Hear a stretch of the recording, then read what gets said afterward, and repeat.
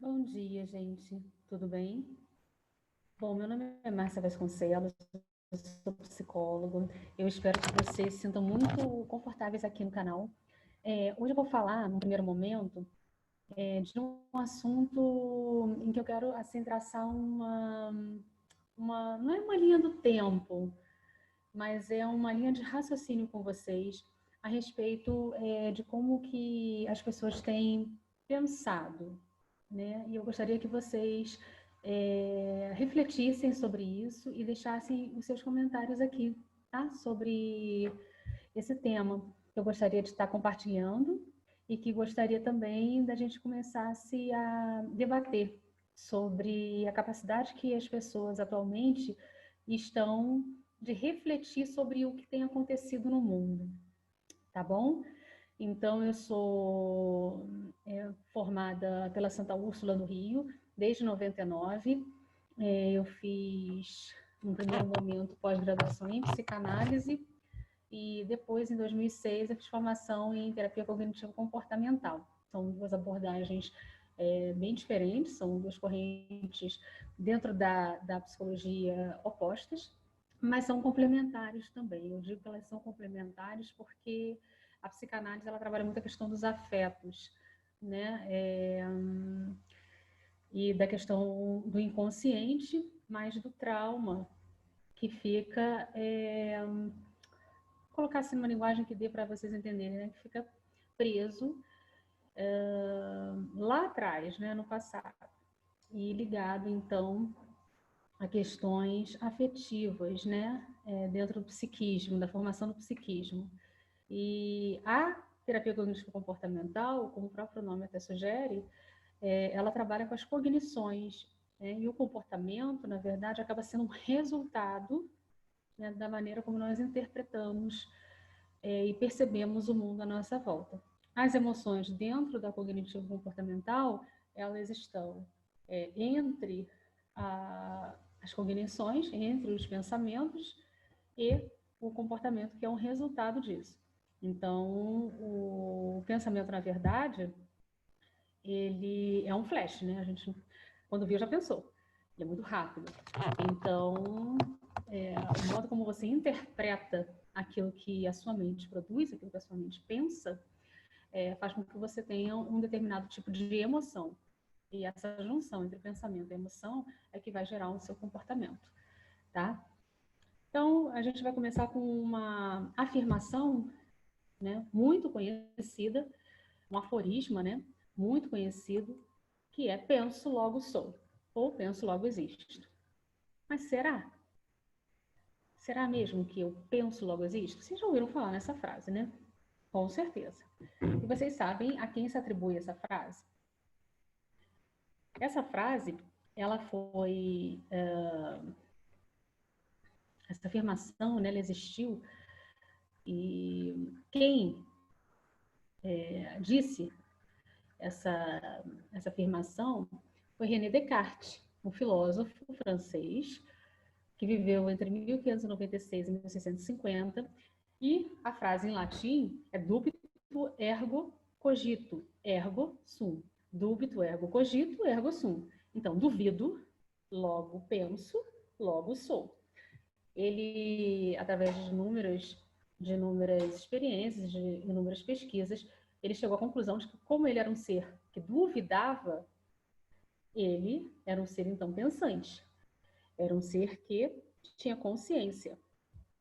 E, portanto, a partir de então, ele era um ser que existia. Logo era, né? Logo sou. Bem, ele foi, então, considerado o primeiro filósofo da corrente racionalista de filosofia.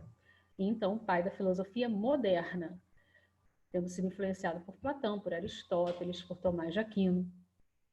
Esse seu aforisma, penso, logo sou, ou penso, logo existo, foi muito contundente na época, fez muito sucesso, né? Afinal, colocava o sujeito da dúvida como a possibilidade de existência de um ser ciente, né? De um ser pensante, res cogitans, um ser da consciência, em oposição à res extensa, ou seja, em oposição ao corpo biológico, ok? Tá dando para acompanhar? Muito bem. Vamos indo. Bem, mas essa aqui ainda não. Vejamos, em questão de séculos, esse aforismo ele vem perdendo cada vez mais a sua força e tornando-se questionável. Tá? Ser pensante. Vamos pensar por que esse aforismo ele vem sendo questionado ao longo dos séculos. Ser pensante. Bom, um sujeito da consciência, né, um sujeito pensante, pode ser bom ou desejável, claro, mas dependendo da qualidade dos seus pensamentos. Eu mesmo, como psicóloga, me deparo todos os dias, não só como psicóloga, mas como ser humano, né? Você com certeza também. Você não precisa ser psicólogo para se deparar todos os dias com pessoas que têm uma qualidade de pensamentos assim horrível, depreciativa, negativa, ruminativa, né? Que sente culpa por tudo, por um monte de questões. E, cara, isso não faz bem, né? Então, assim, dependendo da qualidade dos pensamentos, a sua mente pode ser muito nociva, pode ser muito prejudicial a você. Nessa época mesmo de isolamento social, de quarentena, de confinamento, até mesmo de lockdown em um monte de lugares, ou de segunda onda, né, de novo normal, o que vai acontecer daí para frente? De uma série de rumores de guerras, de possibilidades aí de novo vírus, né? O que vai acontecer daí em diante? Isso tem contribuído, tem sido positivo, acrescentado, tem feito bem a você e ao seu redor, né? Quer dizer, que qualidade de pensamentos você tem produzido com isso tudo que está acontecendo? Então, isso são coisas que a gente tem que pensar, certo? Então, ser pensante, ser um sujeito da consciência, depende muito do uso que você faz dela, certo? Bom, a TCC, que é a própria terapia cognitivo-comportamental, ela nos lista pensamentos disfuncionais. Disfuncionais são aqueles pensamentos que não são funcionais, que não estão muito bem, que não se alinham muito bem, que a gente trabalha, inclusive, em cima deles, né? Que são pensamentos que existem em pessoas comuns. Eu e você, por exemplo, né? São muito comuns de acontecerem. Eu vou citar alguns aqui. Leitura mental. Leitura mental, o próprio nome está sugerindo já, né? Você imagina que sabe o que as pessoas pensam sem ter evidências suficientes. Por exemplo, ele acha que eu sou um fracasso. Então, só de você olhar para a pessoa, você já imagina que ela já sabe o que você é, né? Ou o que você está pensando. Leitura mental. A capacidade, assim, nossa, fora de série, né? Isso é um pensamento disfuncional. Mas esses pensamentos disfuncionais, veja bem, eles são sempre pensamentos negativos, tá? Em relação a você. E egocentrados. A adivinhação do futuro, mas uma adivinhação do futuro, um erro oracular. A gente chama assim de erro oracular, como se fosse um oráculo, né? A gente vai fazer uma adivinhação, né, do futuro, você prevê o futuro de uma maneira assim, catastrófica, uma maneira assim, muito ruim. É uma adivinhação do futuro ruim, negativista. Né? Tipo, de que as coisas vão piorar, ou há perigos pela frente. Exemplo, não vou ser reprovado no exame, ou não vou conseguir um emprego. Né? Rotulação. Você atribui traços negativos a si mesmo, né, e aos outros. Exemplo, sou indesejável, ele é uma pessoa imprestável. Você sai por aí se rotulando e rotulando os outros. Também é um pensamento disfuncional. Sempre com esse traço negativo. Pensamento dicotômico. Você vê eventos, pessoas ou situações em termos de tudo ou nada. Conhece alguém assim? Ou 880, né? Radical. Esse radicalismo daí, essa questão ambígua, ambivalente. Sou rejeitado por todos. Quer dizer, ou você está comigo ou você está contra mim. Ou amo ou odeia. Ou preto ou branco. Ou certo ou errado. Não existe meio termo, não existe equilíbrio, falta bom senso, falta flexibilidade. O radicalismo das posições contrárias é a base desse erro cognitivo. Quer dizer, não existe um equilíbrio, um bom senso, tá? Comparações injustas. Você interpreta os eventos em termos de padrões irrealistas, comparando-se com pessoas que saem melhor do que você, concluindo então que você é inferior a elas. Ela é mais bem-sucedida do que eu, ou os outros saíram melhor no teste do que eu. Assim, os outros podem até ter saído melhor no teste do que você, Isso daí eu atendo adolescente, os adolescentes eles se comparam bastante, mas a gente questiona por que isso seria um pensamento disfuncional se a gente tem aí uma realidade, Márcia. Ah, mas a pessoa realmente já saiu mal. Sim, mas qual foi o esforço que ela fez? Né? Então, assim, o pensamento disfuncional é a comparação injusta. Por que injusta? Porque depende do esforço que a pessoa faz para ela conseguir aquilo que ela alcançou. Né? Se você não se esforça o suficiente para você conseguir alguma coisa, e se você se compara, na verdade, você está fazendo uma comparação injusta com o outro e com você, né? Então, você interpreta sempre em termos padrões irrealistas, não baseado na realidade. Olha só, veja bem. Fulano se matou de estudar para o Enem, passou. O quanto que você estudou? Você fez, né? Você deu o seu melhor? Você fez tudo que você podia fazer? Ou não?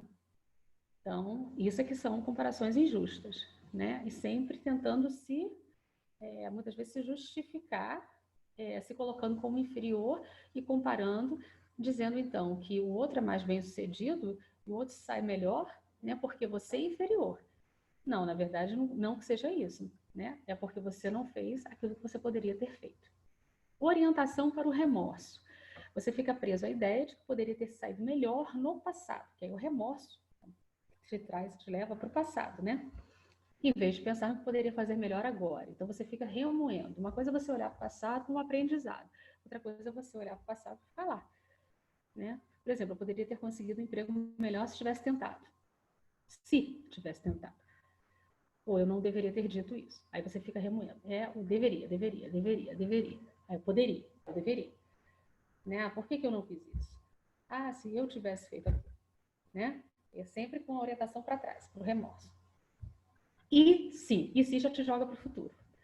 Então a gente tem dois erros aí. Um que te joga para o passado e outro que te joga para o futuro. E você esquece de viver o presente. Né? E se? Você faz uma série de perguntas do tipo e se? E se alguma coisa acontecer? E nunca fica satisfeito com as respostas. Por exemplo, sim, mas e se eu ficar ansioso? Ou, e se eu não conseguir respirar? Se eu ficar preso no elevador e não conseguir respirar? Calma. Né? Você já está projetando uma situação que você não sabe nem o que vai acontecer. Você não sabe se o elevador vai parar, se não vai parar. Né? E nem o que vai acontecer naquele momento, com quem você vai estar, se vai ter alguém lá, né? Vai que tem uma psicóloga, né? Como eu, por exemplo, estará lá, né? E a gente faz lá uma técnica para fobia específica. E se eu ficar ansioso na hora da apresentação, né? E se der pane no avião? E se? Isso aí tudo te projeta para situações que são ilusórias, e por isso que o pensamento é disfuncional. É uma lista grandinha. Eu achei interessante colocar para vocês poderem até conhecer e ir se identificando para a gente poder trabalhar a questão dos pensamentos. O quanto que essa questão que começou com Descartes, penso logo existe, penso logo sou, e é um questionamento, é um debate, né? O quanto que os pensamentos, eles podem ser positivos e devem ser positivos. A qualidade dos pensamentos, ela pode ser positiva, nos ajudar ou nos influenciar e atrapalhar totalmente a nossa vida, independentemente do momento que nós estamos passando agora. Afirmações do tipo deveria, que a gente chama de tirania dos deveria. Você interpreta os eventos em termos de como as coisas devem ser, né? Ao invés de simplesmente se concentrar no que elas são. Por exemplo, eu deveria me sair bem. Caso contrário, seria um fracasso. Ou o que os outros vão pensar de mim, né? Tipo assim, se eu fizesse isso, eu deveria ter feito isso, né? Porque senão as pessoas não vão gostar de mim. Eu não deveria ter dito aquilo. Fulano agora vai acabar com a amizade. Personalização. O próprio nome está dizendo. Personalização, que é o contrário do outro, que é a atribuição de culpa. Você personaliza as coisas para você. Normalmente a culpa. E você atribui a si mesmo uma culpa desproporcional por eventos negativos e não consegue ver que certos eventos também são provocados pelos outros. Meu casamento falhou porque eu falhei. Opa! Casamento é um contrato de dois, né? Se ele não deu certo, é porque ambos falharam, né? Então, normalmente você toma culpa para você, quando na verdade isso daí é uma coisa que aconteceu porque ambos são corresponsáveis. Mas aí você toma para você. Ou, ao contrário, você atribui a culpa para o outro, que é a atribuição de culpa. Você se concentra na outra pessoa como fonte de sentimentos negativos e se recusa a assumir responsabilidade na mudança. Ah, eu estou me sentindo assim agora por culpa dela. No caso do casamento, olha só, não deu certo com meu marido, realmente não tinha como. Não tem como viver com aquele sujeito. Não vai dar certo com ninguém. Ele não tem como nenhuma mulher suportar aquele homem. Né? Então, quer dizer, a culpa é toda dele. Né? Ou estou me sentindo assim agora por causa dela. Né? Meus pais são a causa de todos os meus problemas. Então, é atribuição de culpa. Personalização, você se sentir culpado por tudo, e atribuição de culpa, você culpar os outros por tudo. Tá? Então, essas são as listas. Essa é a lista, aliás, uma grande parte da lista dos pensamentos disfuncionais da terapia cognitivo-comportamental. Tá? Agora, a Bíblia, ela também nos fala como preservar a nossa mente, ok? E como é que a Bíblia nos fala? Ela nos fala como preservar a nossa mente em várias passagens. Em Provérbios 23, 7, ela diz que como imagine sua mente, assim é. Então, como a nossa mente imagina, assim é. Quer dizer, a gente cria a nossa realidade. Como nós imaginamos, assim é. Tá? Esse versículo bíblico, por si só, nos deixa saber como é importante que pensemos adequadamente. É importante que a gente pense adequadamente, de uma maneira boa, positiva. Os pensamentos eles são poderosos. De acordo com o escritor de Provérbios, possuem uma habilidade criativa. Se nossos pensamentos podem influenciar os corretos, você não pode ter uma vida positiva e uma mente negativa. Então, aquela lista lá da TCC, é bom você reconhecer quais são os seus pensamentos daquela lista e começar a trabalhar neles para mudar. Tá? E uma das alternativas, não, uma das boas escolhas que você faz, com certeza, é pedir a Deus para interceder pela tua vida, para tirar aqueles pensamentos de você. Nós precisamos ter uma mente de Cristo, precisamos ter a mente de Cristo, não é uma mente, é a mente de Cristo. A nossa relação com Cristo muda a nossa forma de pensar. A Bíblia diz em Romanos 12, 2: E não vos conformeis a este mundo, mas transformai-vos pela renovação da vossa mente, para que experimenteis qual seja a boa, agradável e perfeita vontade de Deus. Então, não nos conformeis a esse mundo. A gente não tem que se conformar a esse mundo. A gente tem que nos transformar pela renovação da nossa mente, para que a gente possa experimentar a boa, agradável e perfeita vontade de Deus. Os cristãos devem ter a mente de Cristo. A Bíblia diz em 1 Coríntios 2, 15 e 16, mas o que é espiritual discerne bem tudo, enquanto ele, por ninguém, é discernido. Pois quem jamais conheceu a mente do Senhor para que possa instruí-lo? Mas nós temos a mente de Cristo. Então, aquilo que é espiritual consegue discernir coisas espirituais. O que é espiritual discerne coisas espirituais. Nós que temos a mente de Cristo, nós pedindo ao Espírito Santo que nós conseguimos então ter a mente de Cristo. Tá? E a gente consegue discernir aquilo que é espiritual e a gente não se conforma com coisas desse mundo, a gente renova a nossa mente através da transformação realizada pela obra do Espírito Santo que habita em nós. A mente cristã, ela deve pensar naquilo que é bom, naquilo que é bom. A Bíblia diz em Filipenses 2, 5: Tende em vós aquele sentimento que houve também em Cristo Jesus. E ainda em Filipenses 4, 8: Quanto ao mais, irmãos, tudo que é verdadeiro, tudo que é honesto, tudo que é justo, tudo que é puro, tudo o que é amável, tudo o que é de boa fama, se há alguma virtude e se há algum louvor nisso, pensai. Olha que coisa linda, gente.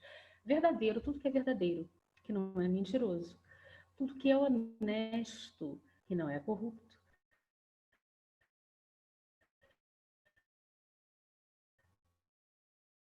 Tudo que é justo, que não é injusto. Tudo que é amável, ou seja, aquilo que é agradável. Tudo que é de boa fama, aquilo que não tem fama ruim. Se há alguma virtude e se há algum louvor, nisso pensai. Então, a gente tem que pensar em tudo aquilo que é bom, aquilo que é agradável. aquilo que faz bem, e não em coisas ruins, nocivas, ok? Bem, então nós falamos de Descartes, certo? Vimos a lista dos pensamentos disfuncionais, né, da terapia cognitivo-comportamental. Vimos, então, como preservar a nossa mente, né, através da palavra de Deus. Agora a gente vai pegar aqui um psicanalista, Jacques Lacan, que é um psicanalista francês, não sei se vocês já ouviram falar, e ele viveu recentemente, mais recentemente, 1901 a 1981, e ele foi o seguidor de Freud, né? E a partir de Freud, que em 1900 inaugurou a psicanálise com a descoberta do inconsciente, na publicação da obra Interpretação dos Sonhos, o que Lacan faz? Ele vai desconstruir o aforismo de Descartes. Ele vai pegar lá aquele aforismo, né? Aquela afirmação, penso, logo existo, penso, logo sou, e o que ele vai fazer? Ele vai desconstruir essa afirmação. E isso é muito interessante, gente. Isso aí é um barato. E esse é um grande ponto que eu quero chegar aqui com vocês. O que ele vai falar? Penso onde não sou, portanto sou onde não me penso. Meu Deus, mas o que é isso? Penso onde não sou, portanto sou onde não me penso. Ou seja, Descartes diz que pensamos, Descartes diz, pensamos, logo somos, logo existimos, porque duvida, né? Pensamos, logo somos, logo existimos. Isto é, somos sujeitos da consciência. Ok. A partir dessa afirmativa de Lacan, temos um deslocamento da subjetividade do sujeito, da consciência para o sujeito do inconsciente. Freud, em 1900, vamos lá, Freud, em 1900, voltando aqui, o que Freud, em 1900, ele fez? Ele descobre o inconsciente através da publicação de um livro, A Interpretação dos Sonhos. Ele descobre, então, interpretando os sonhos, né, é um tratado, né, esse livro, né, tem várias coisas, ele descobre muitas coisas ali. Ele descobre, então, que os sonhos são um material, uma produção inconsciente. Quer dizer, é uma produção de uma parte do cérebro, de uma parte da mente, que não é consciente, tá? Lembrando que Freud era neurologista, mas eu não vou entrar nisso agora. Então, Lacan, ele pega essa frase de Descartes e ele fala, penso onde não sou. Ora, por que penso onde não sou? Onde é que eu penso? Onde é que nós pensamos? Nós pensamos na consciência. Ele diz, se eu penso onde não sou, ele está dizendo que o lugar em que eu não sou é o lugar em que eu não existo. Portanto, sou onde não me penso. E onde eu sou, então? Eu sou, então, onde eu não me penso. Onde eu não me penso? Onde eu não me penso é no inconsciente. Por quê? Se eu penso aonde eu não sou, e eu penso na consciência, eu sou onde eu não me penso, eu sou o sujeito inconsciente. É isso que ele está falando. Que nós somos sujeitos inconscientes. Quer dizer, na verdade, está reafirmando de uma outra maneira, pegando aí Descartes, que Freud já tinha feito, porque Freud fala que a psicanálise é a terceira ferida narcísica da humanidade, porque descentra, né, o sujeito da consciência e coloca o sujeito como sujeito do inconsciente, e Lacan pega essa frase de Descartes e aí acaba mesmo de detonar. Né? Mas essa frase do Lacan eu acho assim incrível. E Lacan, ele é de 1900 a 1981, e isso veio a ser reafirmado mais recentemente, e isso que eu queria mostrar para vocês nesse nosso primeiro encontro, né, nesse primeiro vídeo, né, porque as neurociências, elas também afirmam essa questão da mente inconsciente. Em 2012, a emissora inglesa BBC ela fez a pergunta qual é o inconsciente maior em relação à consciência, ou seja, a mente inconsciente. Quanto que ela é maior do que a consciência, tá? E aí, 7 maiores experts especialistas do mundo, né, universidades de Oxford, Montreal, Colômbia e Londres, estimaram, 7 especialistas em ciência e cognição do mundo, dessas 4 universidades aí, estimaram que em relação aos processos cerebrais, a consciência ocupa no máximo 5% do cérebro. Os 95% restantes é o reino do inconsciente. Então, quer dizer, a gente tem, então, a confirmação das neurociências, isso em 2012, tá? Tem alguns outros dados estatísticos que diferem um pouquinho, 3%, 5%, 7%, até 10%. Mas a média é 5% do cérebro seria ocupado pela consciência, 95% restante é o reino do inconsciente. Isso aí é a estatística geral, a média, tá? Eu coloquei isso daí porque o que acontece, né? O neném, né? Quer dizer, quando você se vê, né? O que você está vendo, na verdade, né? Como é que você se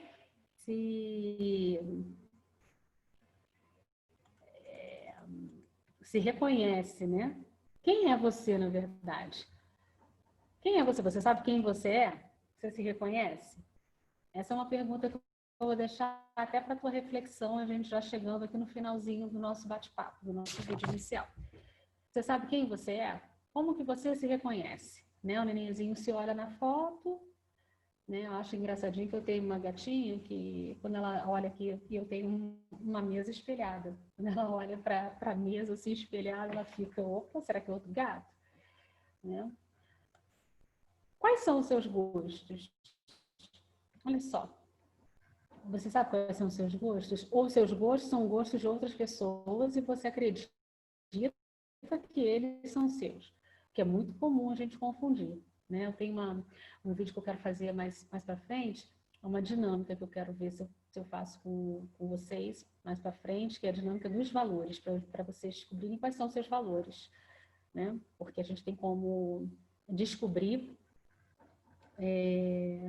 quais são os nossos valores e a gente identificar se aquilo que a gente pensa que é quem nós somos realmente, ou se nós somos aquilo que nós acreditamos por influência dos outros. Muitas vezes a gente traça metas, e eu fiz curso de metas, eu fiz coaching, também treinamento em coaching, eu sou Professional Personal Coaching, né, pela SBC, Sociedade Brasileira de Coaching de São Paulo, e muitas vezes a gente traça metas que não são nossas, muitas vezes, por isso que a gente não consegue tirá-las do papel. Quando a gente escreve elas, né? Mas mesmo escrevendo, por que a gente não consegue realizá-las? Porque as metas não são nossas. Elas não têm a ver com a nossa essência, elas não têm a ver com os nossos valores, né?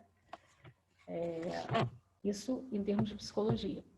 Se a gente for partir para a parte bíblica, elas não estão alinhadas com os nossos valores a nível psicológico.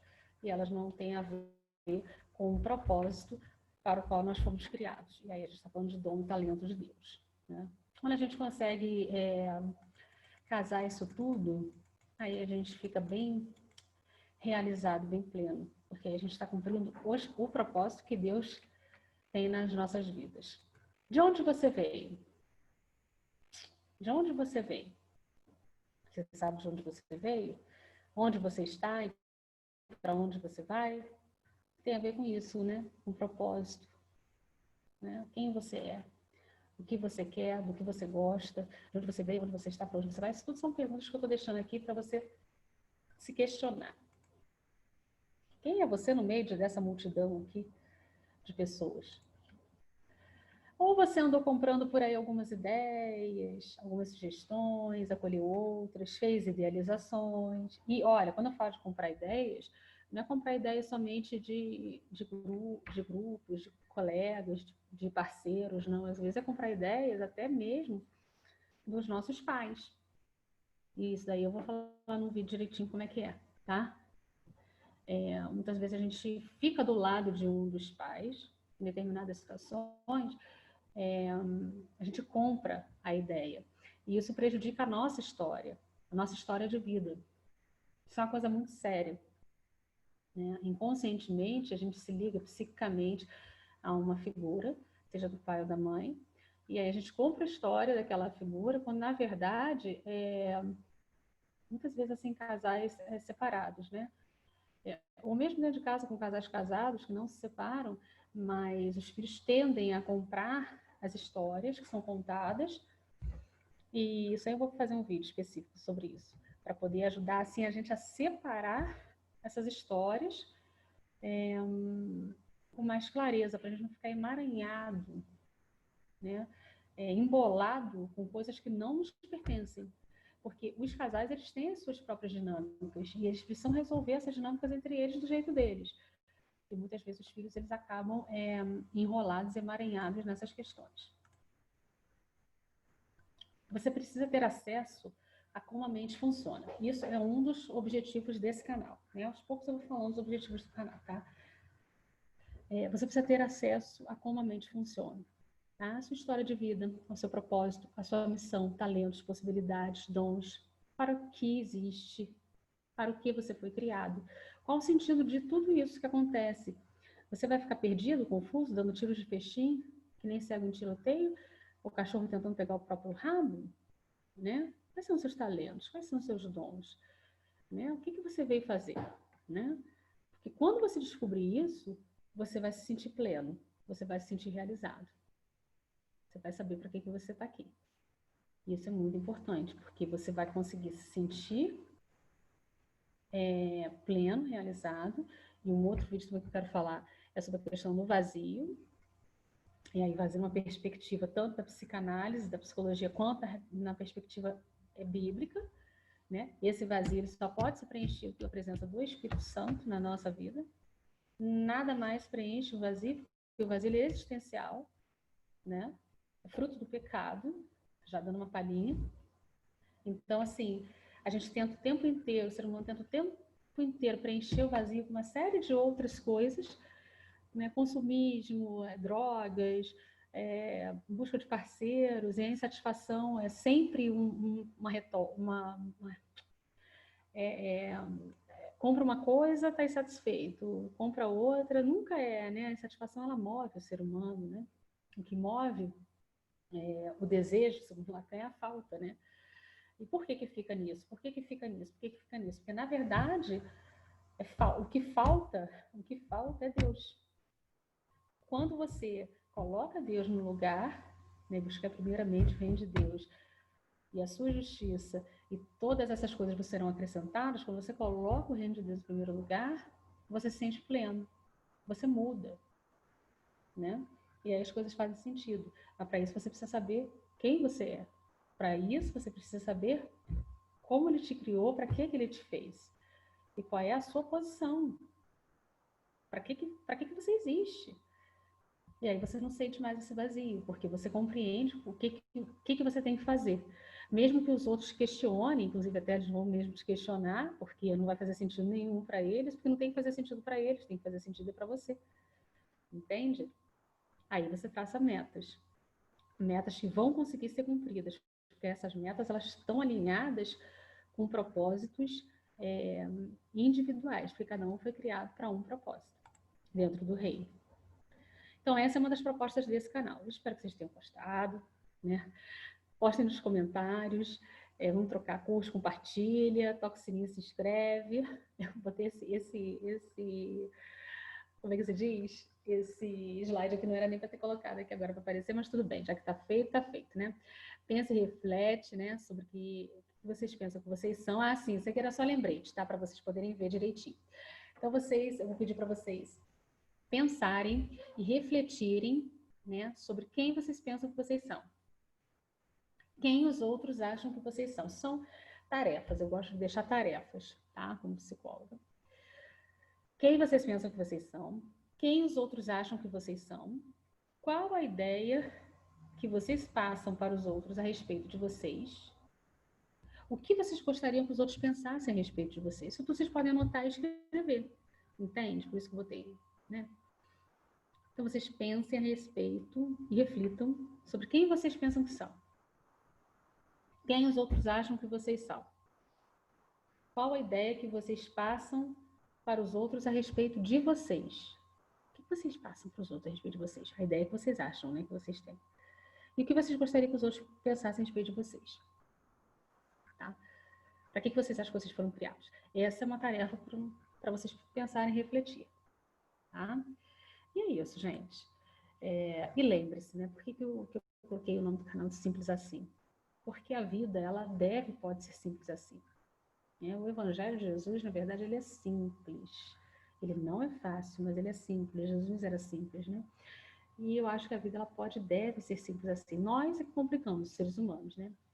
E como nós complicamos, seres humanos, a psicologia agradece, porque senão a gente não teria trabalho, né?